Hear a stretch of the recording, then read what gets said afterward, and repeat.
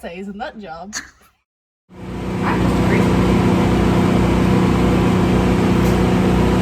I'm just saying, before you worked on the car, I had it broken.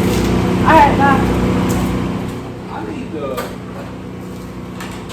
need one big pedestal thing. You know, one of those stand. I think ceiling fan would work better.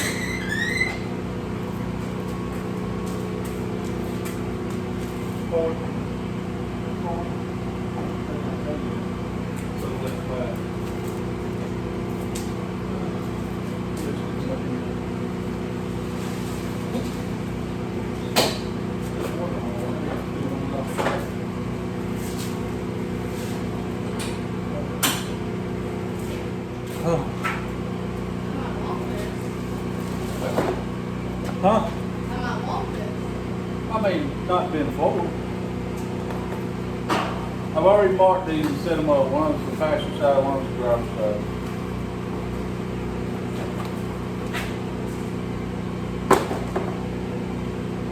This will be the driver's side. Put my fat self under here.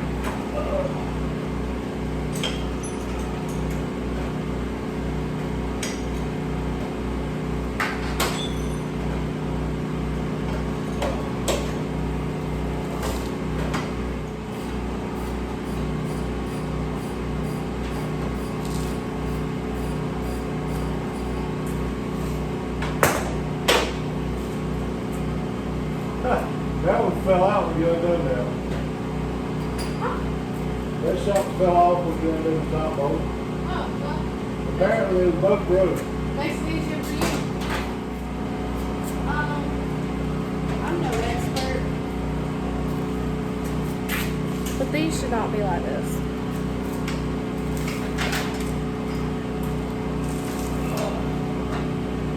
Well, this shop is very much like the other shop. Okay, well, you said enough to tell me if I'm in the hole? They probably leave it right now. Okay, well, I got to start with this side, so this shop, so. I just didn't know where I need to be. I need to lay in front or out this way, out this way. Thanks, Skinny. Yeah, I can see if I do this. Is that what I'm Yeah, I'm good in front of it. Do you have a nut for me? That was okay.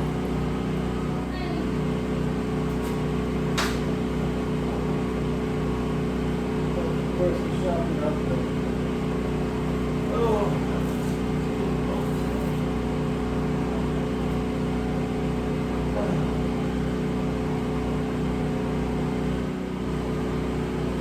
Are you doing that?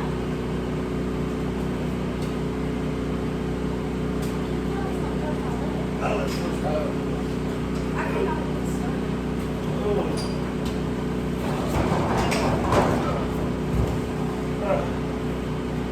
Oh, I'm trying not to make the keys going through the door. Oh.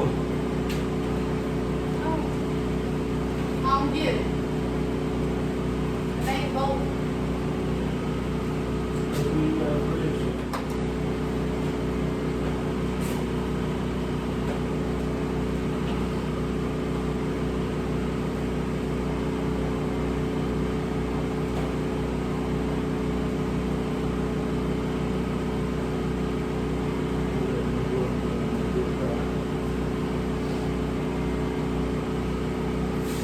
Hill is the driver's side.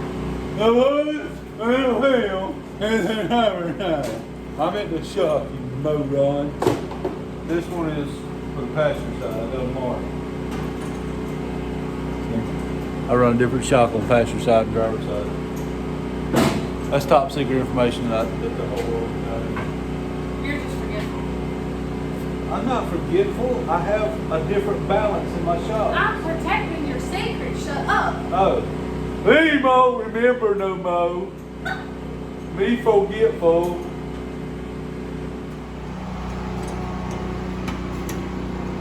What you doing?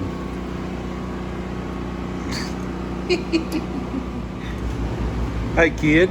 Yeah. It's only what does it say?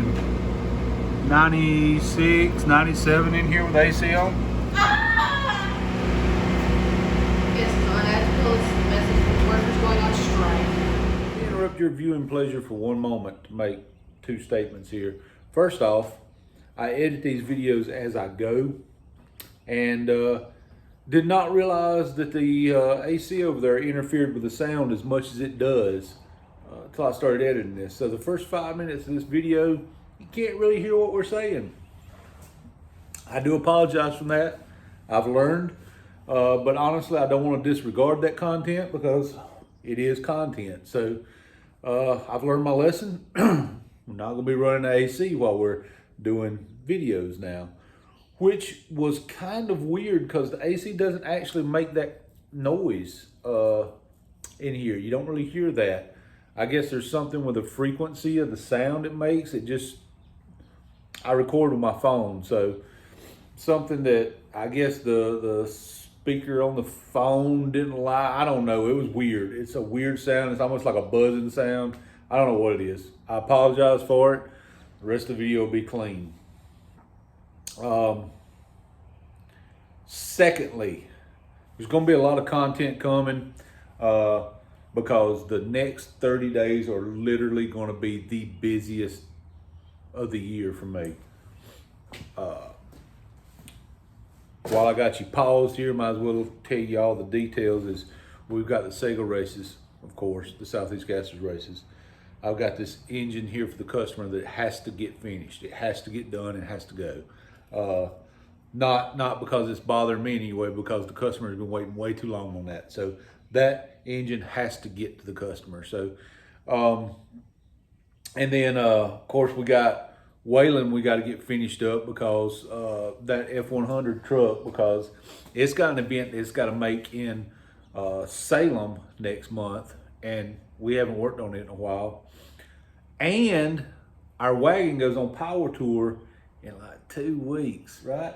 What is power tour? 3 weeks, in like 3 weeks. And I haven't touched it. And we're still working the bugs out of the Galaxie, as you see. So, a lot of content coming, guys. And there's going to be a lot of race content with the Galaxie because that is one of our biggest focuses. There's going to be some content with Waylon, our 63 F100, because we got something big planned for it. It's going to Salem, and I'll let you in on it when we get it in here to work on it. And of course, the wagon doing power tour, there's a lot of upgrades that I got to do that wagon to make it ready for that. What's it going to be? 2,000 mile round trip that we're going to be doing. So yeah, there's going to be a lot of content coming. And the only non-racing content out of that will be the engine build and the power tour stuff. Everything else is going to be pretty much racing build. Even though, and I'll go into this as we go forward, but even though Waylon was not actually, and is not actually intended to be a race car. Yeah. So today I got to start off with a trip to town to get parts for the wagon. Yes, we're still working on the Galaxie to get it ready for the weekend. Just how shocked are you that nothing was in stock? Yeah, had to order all of it, not part of it, not some of it, but all of it. Okay, that's fine. It'll be in tomorrow afternoon, and that gives us time to get back on the Galaxie and get it buttoned up, and then I can go ahead and move the wagon in and I guess take it apart. Is that safe? Is it safe to go ahead and take it apart before the parts actually arrive? Time crunch makes you do things you shouldn't do. Another quick public service announcement. Yeah, she's not clean. You can see the gaps on the hood are not lined up right. I mean, I don't have all the trim on it yet, like right around there. Listen, go back. There's videos on here about it. I literally threw this thing together in a few days of stuff I had laying around the shop to go to drag week last year. And I drive the piss out of this car. I put 200 or 300 miles a week on this car. I literally daily drive my shit. And this right here was thrown together with stuff that was laying around. Even the engine was built with stuff that was laying around. And it's become one of the most reliable, just dead nuts reliable daily drivers that I've ever owned. Now, there's a few issues that's got to be sorted out. I've got all the parts to rebuild the front suspension, just haven't done it yet. The gas gauge will lie to you. There's a guy watching right now I know that took a walking trip with me because, well, the gas gauge lies to you. But you learn those things. But as far as getting in it and going anywhere, I'll drive this thing across country tomorrow. This thing is so dead nuts reliable. Don't worry about getting them perfect, guys. Just get out and enjoy them. I'm off my high horse, my soapbox. I got to get back to work. All right, so I need to get these installed into the headers today. The way these work is, this is a check valve, basically a check valve. It only allows, I can't talk this morning. What is wrong with my speech? It only allows airflow to go one direction.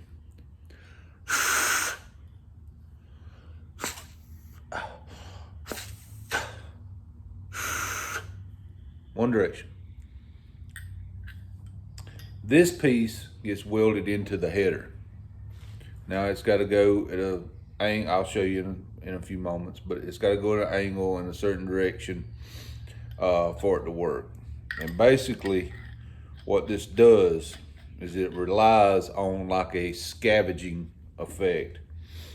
So as this is inserted into if the header is here and this goes in an angle inside the header here, this goes in an angle. Basically what this does is the exhaust comes through, it creates vacuum or suction here, and it pulls on this. I suck as a teacher, really, don't I, guys? All right, so try not to confuse myself as I say this. As the exhaust goes through, the air moving by creates suction on this, or creates a vacuum on this, and there's a hose that runs up to your valve cover, which creates vacuum on your crankcase and relieves the crankcase pressure.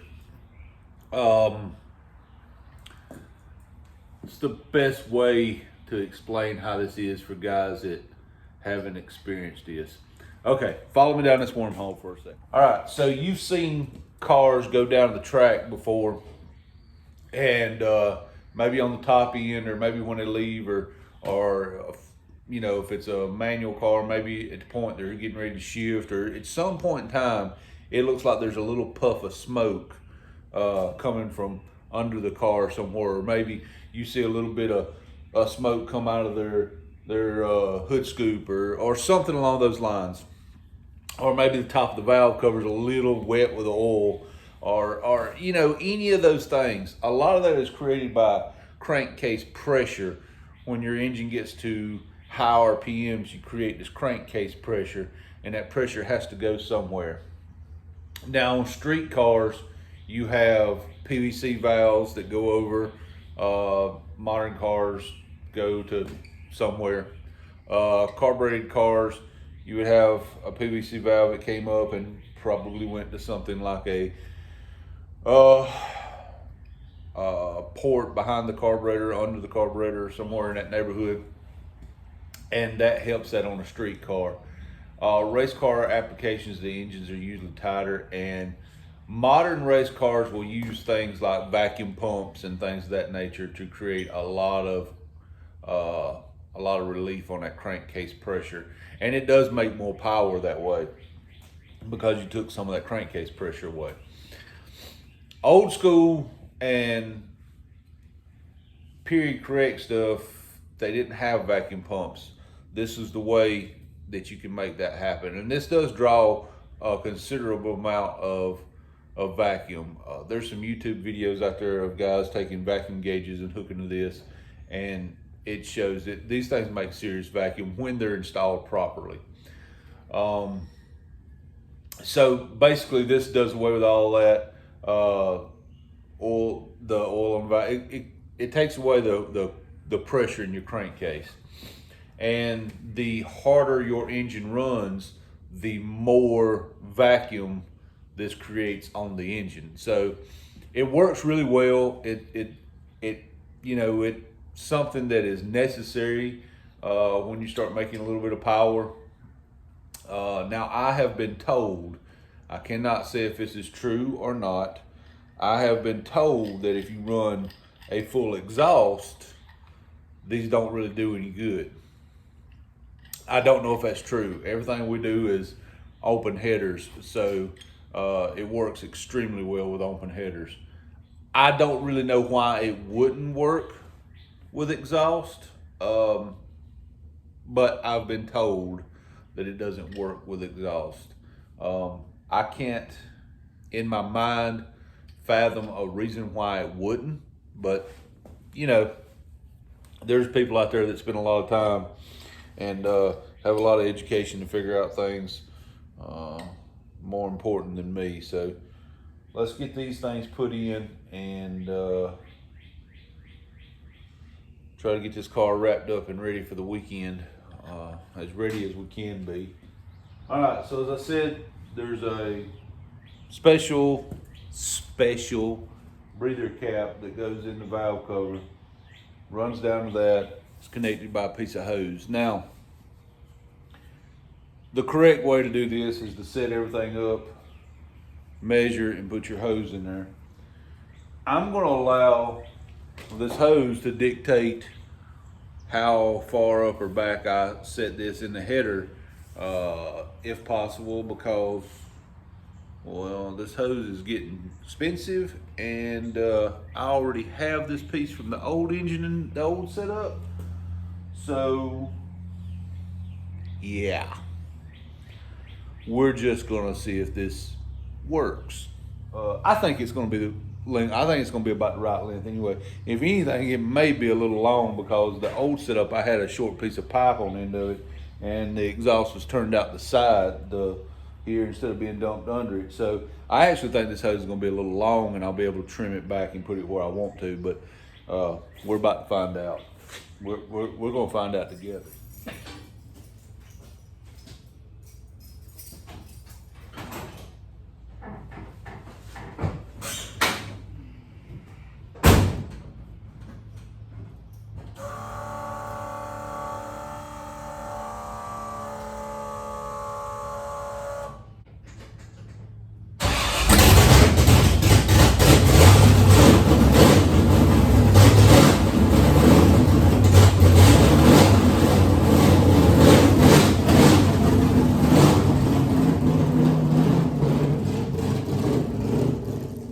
All right, so Galaxie's out. It's pretty well ready to go to the track.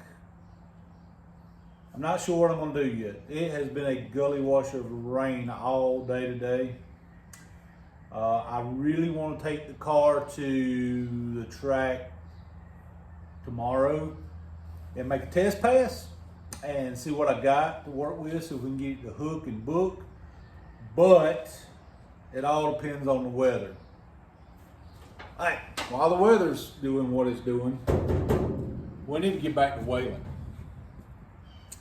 For those that hadn't been following, you can go back and see some of the videos on Waylon. This started out, and I'm gonna finish it out this way, is a budget build. We had a $3,000 budget to buy, build, and go to the track with something. And this is what I chose. We have a total budget all in of $3,000. I'm gonna finish out, regardless, the truck the way we were doing it, because I think it's important to show people you don't have to spend a ton of money to have something cool. So we're gonna go ahead and finish it out the way we started in that $3,000 budget. and go out and make some passes in it and see what it does. And this is going to be a street vehicle. This is not a race car. This is a street car or truck. So I'm not expecting it to set the world on fire, but we're going to take it out and make some passes in it and see what it does. And hopefully it's respectable. We again have a $3,000 budget all in. After we do that, after we make some passes in, after we see where it's at and what it does, then we will start making upgrades to it, and we'll keep track of those so that you can see or have an idea of, for this much money I could get to this spot, for this much money I could kind of get here, you know, and tweak it a little bit for your situation, because maybe you can find a vehicle a little cheaper, maybe you can find parts a little cheaper, maybe you have to pay a little more for something, I don't know, but it gives you a idea of. So real quick, here's where we've been keeping up with our budget of everything we've been spending, where we're at, total cost of the truck, everything, and I'll put an itemized thing up when we get the truck done, and you'll know exactly where we're at. Right now we have $807 left in our budget. $807 left in our $3,000 budget. We're doing pretty good, but it sounds like we're doing pretty good, but there is no brake lines on this truck.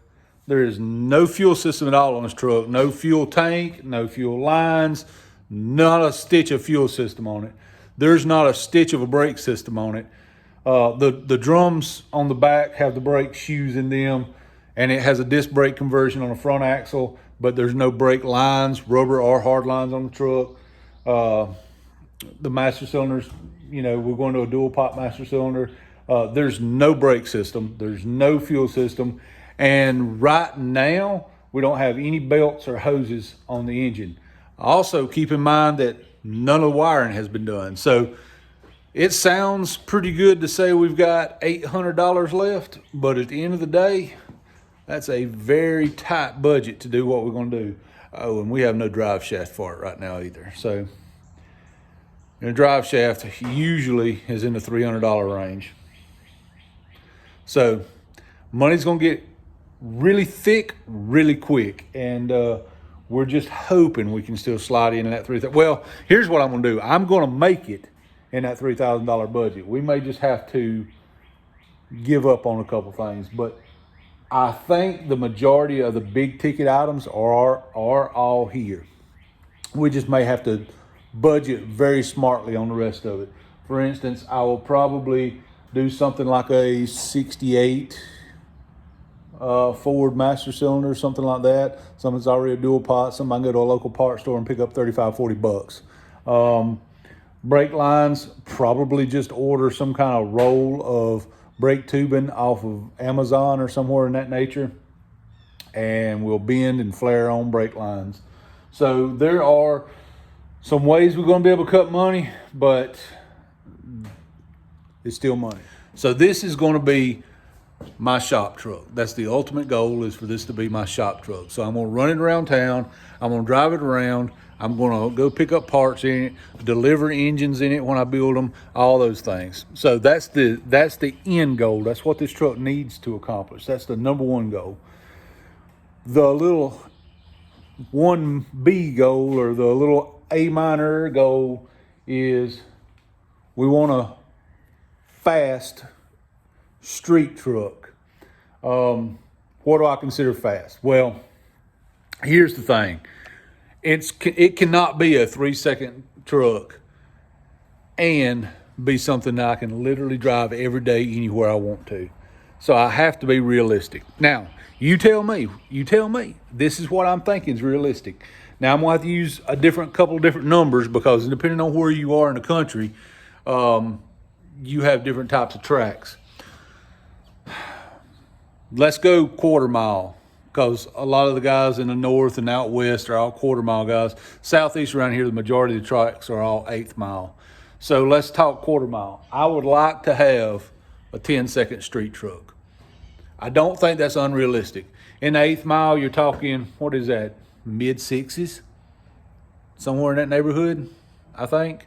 So 6-second or 10-second, depending on where you're at. street truck, a daily driver that I can get in, drive anywhere, and run those numbers. Now, I think that's entirely doable. Now, is it doable in the $3,000 budget? I don't know. I don't think so. I think naturally aspirated as it sits when we get it together, I know what this combination, because it's the exact same combination, I know what this combination ran in the Galaxie, and I know this truck is 1,000 pounds lighter than the Galaxie. With that being said,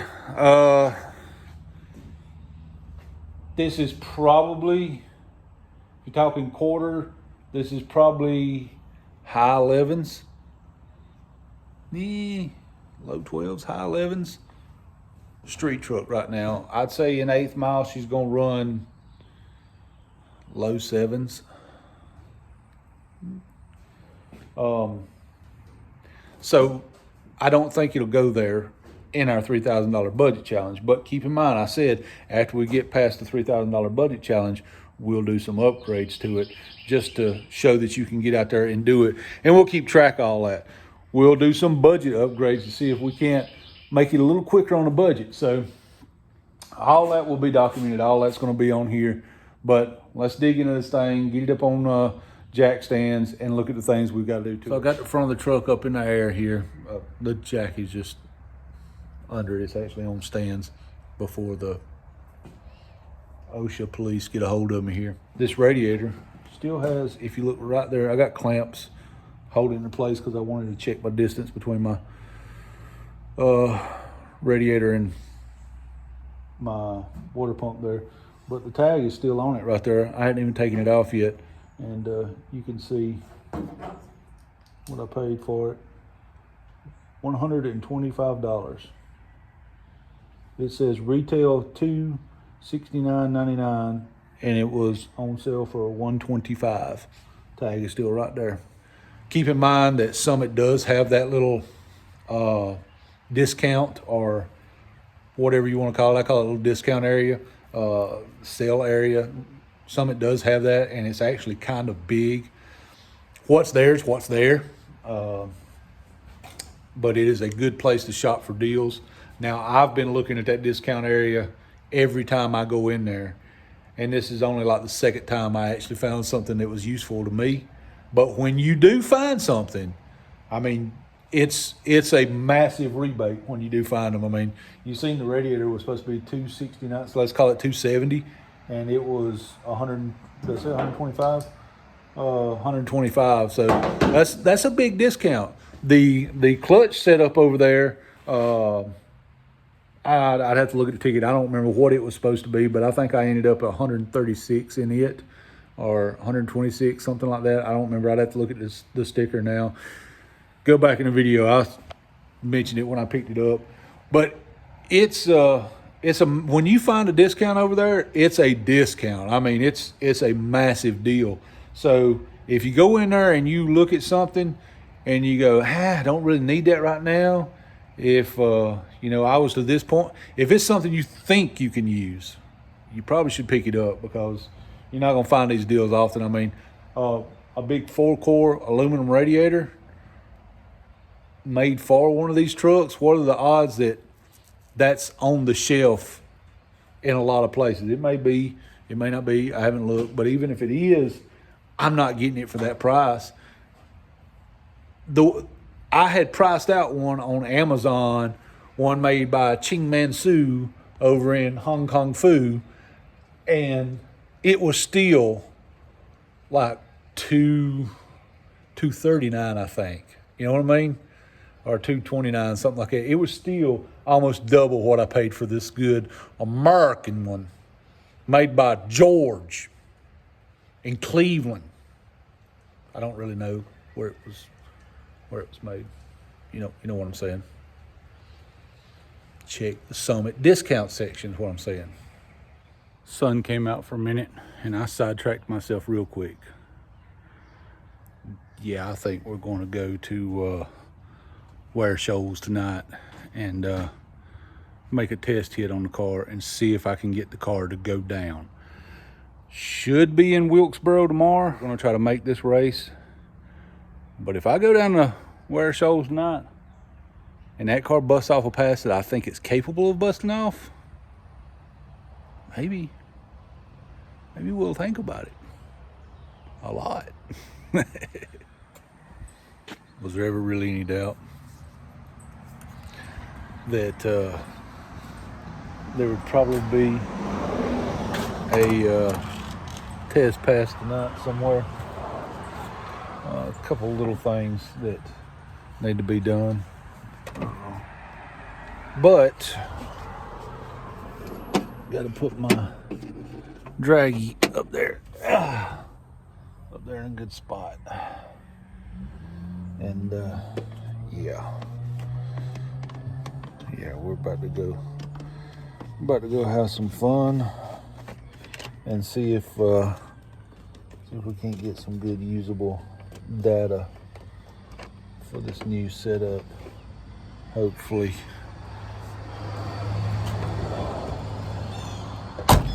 we can finally make a clean pass to the car, because it has been kind of eluding us. So see what we can do.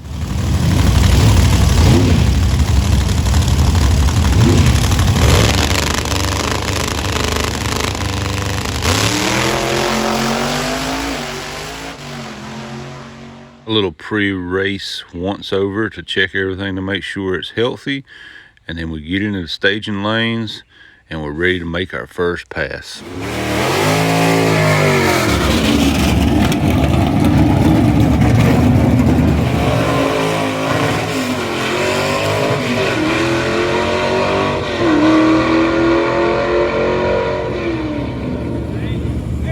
Car made the fastest pass again, even though it still spun. And had a small minor mishap on the big end. What happened, honey? We don't want to talk about it. Okay. And then I come back and we thought we'd do a little tuning on the suspension, fix the spin, and make another pass. My wife don't want me to. No, not good. Not gonna do it. Not gonna do it. No. Why, buddy? We don't talk about that. Seems I have a slight brake issue. No fluid. Bad idea. Seems like there might have not been any brakes to speak of when I got to the big end. But I think if we let off of it before we got to the end of the track, we might be able to get it slowed down. Yeah, let's not try. Let's talk about it. It's still on the trailer. Saturday morning, I literally just got out of bed. It was a long night. So in the video, you see, by the way, cream soda. Chill out, guys. It's got cream soda. It's actually a Stewart's cream soda. If you're watching this, you may send me all of them you want, and I will quality check each and every one of them. I'm willing to take the bullet for you guys. Just a shout out. So we had an interesting night. You seen the video. It spun again when it left. I knew it was going to spin. That was partially my fault. I done a little bit lighter burnout, but that's partially my fault because I wanted to leave really hard and see what would happen. So I left about double the RPMs that I normally do. I just wanted to see if it would hook. I actually told them before I went up there that it was either going to be on one hell of a pass or it was going to blow the tires off. And it spun. So I'm not mad about it.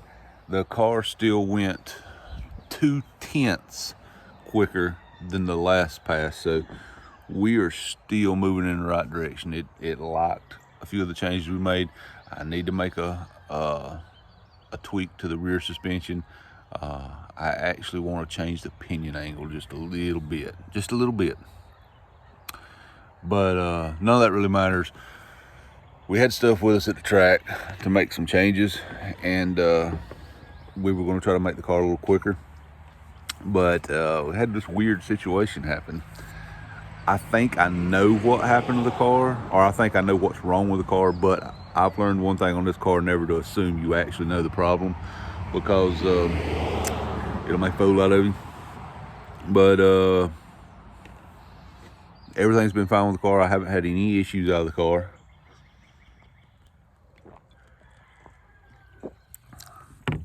We checked the plugs and everything. The car's healthy. Everything seems to be spot on. Timing, fuel, heat range, everything seems to be spot on. So we pull up, we make our pass. I know the car will go faster ET than what it showed. So we picked up a lot of mile per hour. Picked up 2/10. I know the car has more in it, but we're trying to kind of ease into this new combination. But anyway, that's not important. We get to the big end of the track, and I put my foot on the brake pedal, and the car doesn't stop. Now, I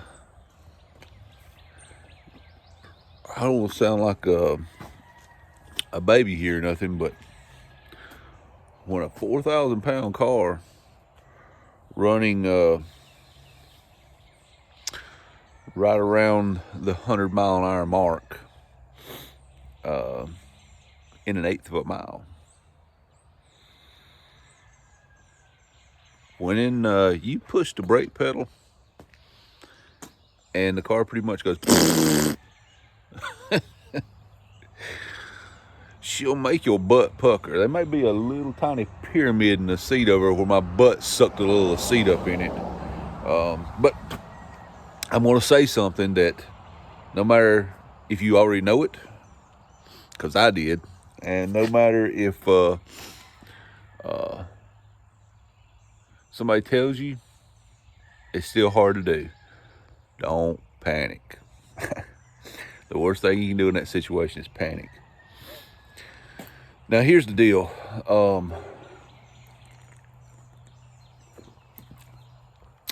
The brake pedal didn't feel any different. The brake pedal felt exactly like it's always felt. The brake pedal on that car was right there. She moves about that far when you master it. Everything just like it always has. Touch.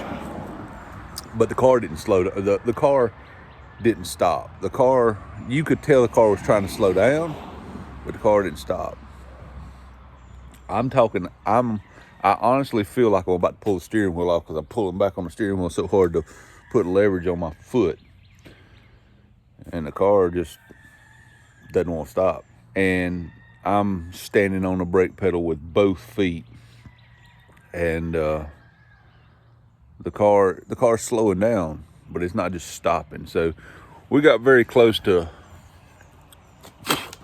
having a disaster, but I was able to get it slowed down enough to we may not have made a perfect turn, but we were able to get turned onto the return road. May have involved some lawn care for them, but we were able to get it turned. And what is weird about the whole situation is, by the time I got back up to the guys, I just woke up, the booth to get my my ticket, my time slip, the car was already slowed down pretty good, and I pushed the clutch in and just put my foot on the brake, and the car stopped. So whatever it was an issue, and then the issue went away. I drove it back to the pits, pulled it up to the back of the truck. When I went to pull it up to the back of the truck, I hit the brake pedal, and it just kind of slowly come to a stop. So the issue was back again. I'm having some kind of brake issue. And in that video, that's what my wife was talking about when she said probably not a good idea to go again. So, and it probably wouldn't, because it's one of those things where I'm not real sure what's going on with the car. I'd also like to point out that anybody that's followed the journey on this car knows this car was kind of built on a budget. Well, not kinda, it was built on a budget. And The only things that were done to the car were things that was a must and had to be done with the car. As the car makes more and more power, and as the car gets faster and faster, we're reaching the point where certain things are going to have to be done to the car just to keep the car safe. At at slow speeds, it's easier to keep a car safe than it is at high speeds. Let's just say it that way. And one of the things that I'm going to have to address is the braking issue. It's one of the very few things on the car, other than the master cylinder itself, which I think I did a video on. The braking system is pretty much still 1963. It's still running four-wheel drum brakes. It's still running stock brake lines. Now the brake lines have been replaced. It has new shoes and wheel cylinders, and the master cylinder itself has been upgraded, but it's still pretty much 1963 technology, and it's always worked fine with no issues. But as we get faster, it's one of those things that we may want to consider doing some upgrades to keep us safe. That's one of those fine lines that I gotta walk in my mind now, is where I can keep the car pure and true to the way it was raced in the 60s, but at the same time I have to keep it safe enough so that nothing gets hurt, including me, as we go faster. Either that, or we got to draw the line and say we're not going to go we're not making the car any faster than what it is. So that's another one of those things, those debates that I've got to work myself through too. So yeah, that took our night to an end kind of early, but I'm not terribly upset about the situation, because first off, the car's great. There's no damage to the car. The car didn't get hurt. Everything still looks good. There's no damage to me. I'm still as pretty as ever. And the motor's healthy, and the motor's making good power. So basically what it boils down to is we're not going to Wilkesboro race with the Southeast Gassers this weekend, because it's Saturday now, and I would have to fix the issue and drive 4 hours to be at the track, all before about noon, to be there and to make the race. And I'm going to be just a little selfish here and say that in the past I probably would have tried to do it, but we've got so much money invested in this new combination now, and so much time invested in it, that I don't want to rush it. I want to get it right. And some people probably think that I'm being selfish, and I just, it's all about what I want. So I should go load up and go to the race and all, and that's fine if that's your opinion. It doesn't really matter to me. But what I'm saying is, I've invested so much into this car this year that more important than points to me or anything is to get this car dialed in right, and to take care of this investment that we've made. We all know race cars have a shelf life anyway, and honestly, because things happen to them because you abuse them. I'm trying not to abuse this car right now. I'm trying to get everything dialed in to where this car works the way it's supposed to, and we're slowly getting there. I can say I'll see you at the next one. If you're coming to the Sega races, I'll see you at the next one. We should be at, I'm almost positive the next one is Knoxville. I'll have to look, but we'll see you at Knoxville, and we should have a car that's dialed in by then. We're testing, we're trying to get everything figured out and dialed in, and when we do, we'll see you there, and hopefully we'll put on a good show for you guys. I hope that y'all are enjoying these videos, and if you've ever considered that you wish you could support a team, I'm gonna be honest and real with you. If you ever considered that you wish you could support a team, but you're not financially able to support a team, if you're not subscribed, click the subscribe button. That is a huge support to us. That really helps me. That really helps the team. That'll help us once we get to a certain number and YouTube starts throwing a few pennies at us every now and then.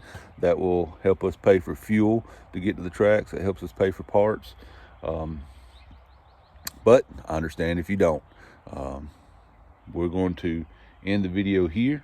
Try to keep it on the shorter side this time. And I hope that each and every one of you have a wonderful day. I hope you have a great weekend. I hope the Lord bless you more today than he did yesterday. I am going to give the car a bath, and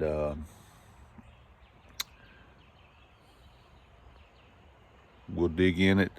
We'll dig into it before the next race and see if we can figure out what's going on with it. Probably won't be this weekend because honestly, I think she needs to rest just a little bit. She just needs to sit down and take a breath. And I may do a little research on what the problem is, and I may just order some new parts and have some new parts on hand before I dig into it. That way, if I find anything going on, then I can go straight to fixing it. And whatever I don't use, we can put up on our website, and somebody else can use them, or we can put them in. Put them in the truck and have them with us when we go to the next track. To the folks that want a poster, you can find our posters at 78speedshop.com. And guys, I will see you on the next one. And hopefully on the next one we have, well, I'll tell you exactly what we're going to have on the next one. There's going to be a lot of work on Waylon on the next one. We're going to get that 63 truck up and going, and we should be running. We should have the customer 390 finished. It's practically finished now. But God bless you guys. I hope you have a wonderful weekend. And me and old Legacy is gonna sit for a few minutes, have a conversation, and we'll see you guys on the next one.